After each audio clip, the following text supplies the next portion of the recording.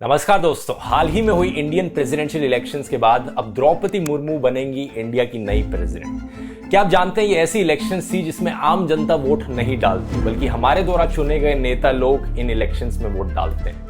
शायद से सबसे खास बात यह है इन प्रेसिडेंशियल इलेक्शंस के बारे में कि इनमें 1 पर्सन 1 वोट का फंडा नहीं काम करता। जब हम लोग स्टेट इलेक्शंस या सेंट्रल इलेक्शंस में वोट डालने जाते हैं तो हम में से हर किसी के वोट की कीमत एक ही होती है, लेकिन इन प्रेसिडेंशियल इलेक्शंस में कुछ पॉलिटिशियंस के वोट की कीमत ज्यादा होती है और पॉलिटिशियंस। आइए समझते हैं कि ये पूरा प्रोसेस एग्जैक्टली कैसे काम किया।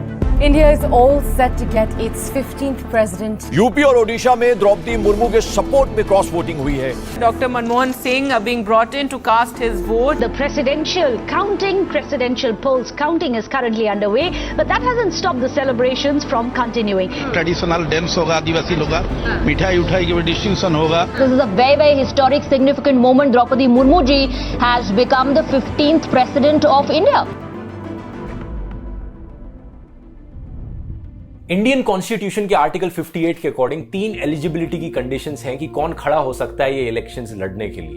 पहली चीज, इंडियन सिटीजन होना जरूरी है। दूसरी, 35 साल की मिनिमम एज होनी चाहिए। और तीसरी चीज, लोकसभा का मेंबर होने के लिए क्वालिफाइड हो बस। इनके अलावा एक रिस्ट्रिक्शन ये है कि कोई भी इंसान जो एक ऑफिस ऑफ प्रॉफिट होल्ड कर रहा है सेंट्रल गवर्नमेंट या स्टेट गवर्नमेंट या किसी भी अथॉरिटी के अंदर किसी भी सरकार में, वो इन इलेक्शंस के लिए खड़ा नहीं हो सकता। लेकिन ये ऑफिस ऑफ प्रॉफिट वाली condition president, vice president, governor of कोई स्टेट और कोई यूनियन गवर्नमेंट में अगर मिनिस्टर बनाया, स्टेट गवर्नमेंट में मिनिस्टर बनाया, उनके लिए एप्लीकेबल नहीं है। जब इंडियन कॉन्स्टिट्यूशन बनाया जा रहा था, एक कॉन्स्टिट्यूएंट असेंबली के मेंबर थे प्रोफेसर के.टी. शाह। उनका कहना था कि हमें सिस्टम ऐसा रखना चाहिए कि कोई भी मिनिस्टर अगर प्रेसिडेंट की इलेक्शंस के लिए लड़ना चाहे तो उन्हें पहले अपनी पोस्ट से रिजाइन करना पड़ेगा।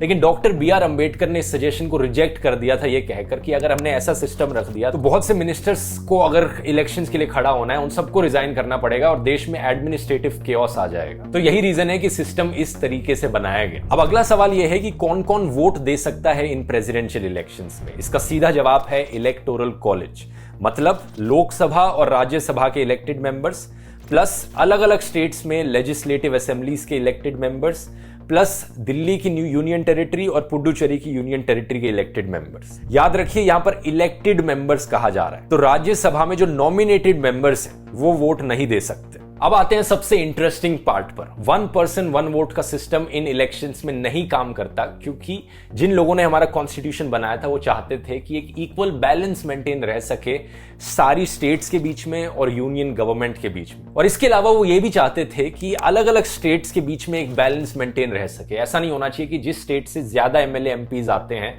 उनके पास ज्यादा ताकत हो, उनका इन्फ्लुएंस ज्यादा बड़ा हो कुछ स्टेट्स का। तो एक वोट की कीमत निकाली कैसे जाती है, इसका एक फॉर्मूला है।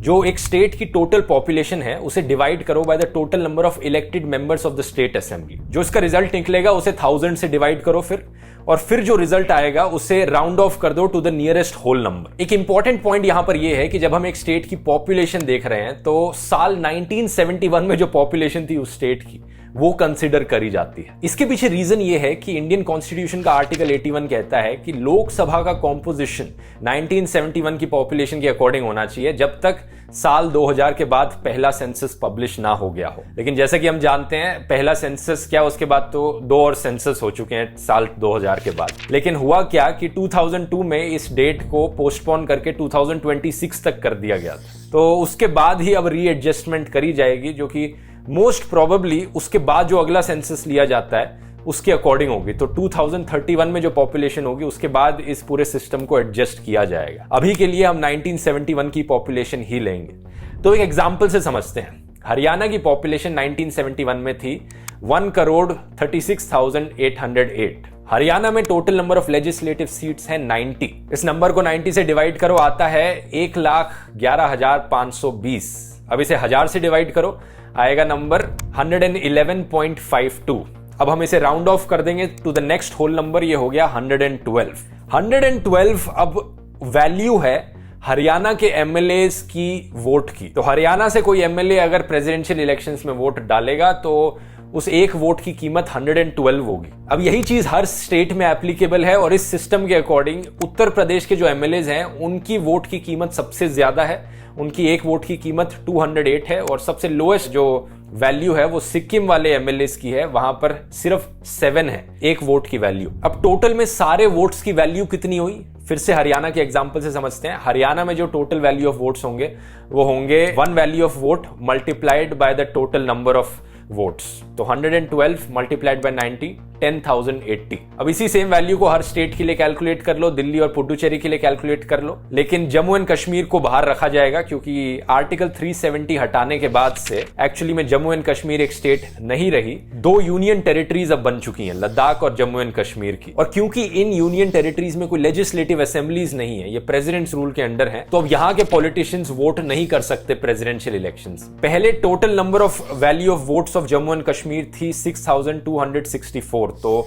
इसे हम सब्ट्रैक्ट कर देंगे और जो बाकी बची हुई स्टेट्स और यूनियन टेरिटरीज हैं जिन्हें काउंट किया जाता है प्रेसिडेंशियल इलेक्शंस के लिए, इनकी फाइनल वैल्यू बनेगी 5,43,231। लेकिन ये तो हुई सिर्फ एमएलएस की बात, जो स्टेट गवर्नमेंट्स में हमने एमएलएस को चुना है। लेकिन जैसा मैंने बताया, जिन लोगों ने हमारा कॉन्स्टिट्यूशन बनाया था वो चाहते थे कि इक्वल रिप्रेजेंटेशन हो सारी स्टेट्स के बीच में और यूनियन गवर्नमेंट के बीच में।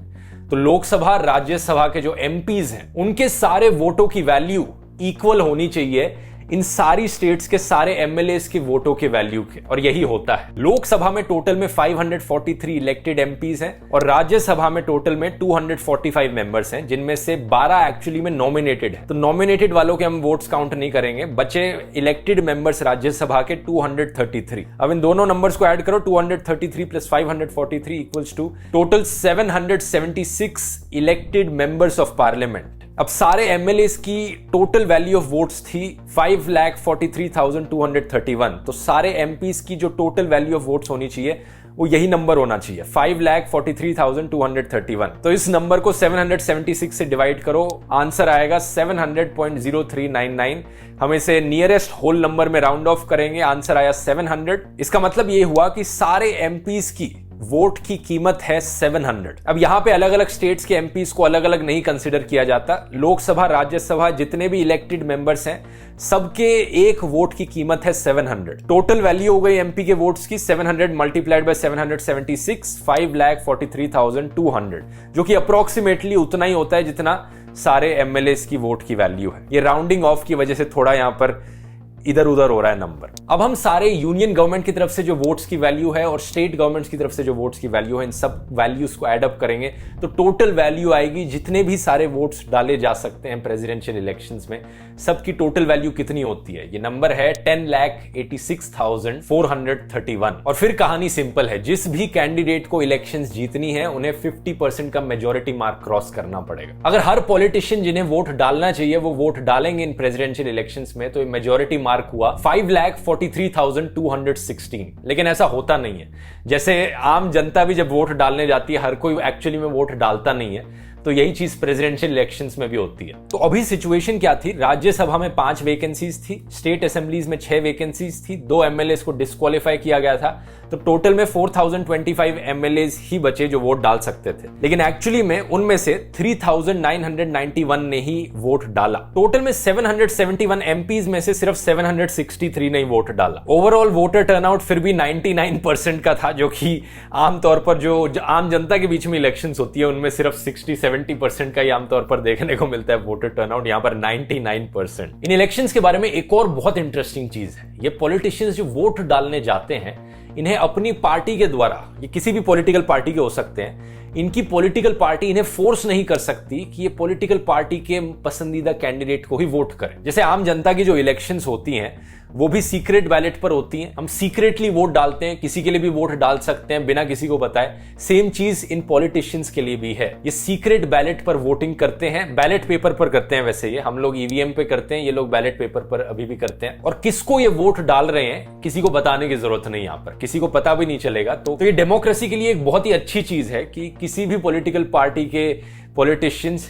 किसी भी कैंडिडेट को वोट डाल सकते हैं सीक्रेटली। तो इन इलेक्शंस में कुछ बड़ी ही इंटरेस्टिंग क्रॉस वोटिंग देखने को मिलती है अक्रॉस पार्टी लाइंस। जैसे कि ओडिशा के जो एमएलए हैं मोहम्मद मोकिम, वो कांग्रेस के एमएलए हैं, लेकिन उन्होंने कहा कि उन्होंने एनडीए की कैंडिडेट द्रौपदी मुर्मू के लिए वोट डाला। क्यों? क्योंकि वो खुद ओडिशा से हैं, तो उनकी पर्सनल प्रेफरेंस एक्चुअली में द्रौपदी मुर्मू थी। सिमिलरली हरियाणा के जो कांग्रेस एमएलए हैं कुलदीप बिश्नोई, उन्होंने कहा कि उन्होंने द्रौपदी मुर्मू के लिए वोट डाला, उन्होंने अपनी कॉन्शियंस को देखकर वोट किया। कुछ इसी तरीके से दोस्तों द्रौपदी मुर्मू ने इलेक्शंस जीती और अब वो बनेंगी इंडिया की नेक्स्ट प्रेसिडेंट। इन्होंने अपने पॉलिटिकल करियर की शुरुआत साल 1997 में करी थी, जब बीजेपी इन्होंने ज्वाइन करी। सेम ईयर उन्होंने काउंसिलर इलेक्शंस लड़ी थी और जीती। उसके बाद साल 2000 में वो एक एमएलए बनी, फिर 2004 में फिर से एमएलए बनी। आगे जाकर अपने करियर में इन्होंने ट्रांसपोर्ट एंड कॉमर्स के पोर्टफोलियोज होल्ड किए, एनिमल हस्बेंड्री के और फिशरीज के under the Naveen Patnaik led coalition government. साल 2007 में एक्चुअली में इन्हें अवार्ड दिया गया था, Neelkanth award for being the best MLA in Odisha. 2009 में इन्होंने लोकसभा की इलेक्शंस कंटेस्ट करी थी, लेकिन हार गई थी। अगले 6 सालों में काफी अनफॉर्चुनेट सेटबैक्स हुए इनके साथ। इन्होंने अपने 2 बेटों को खो दिया और हस्बैंड को खो दिया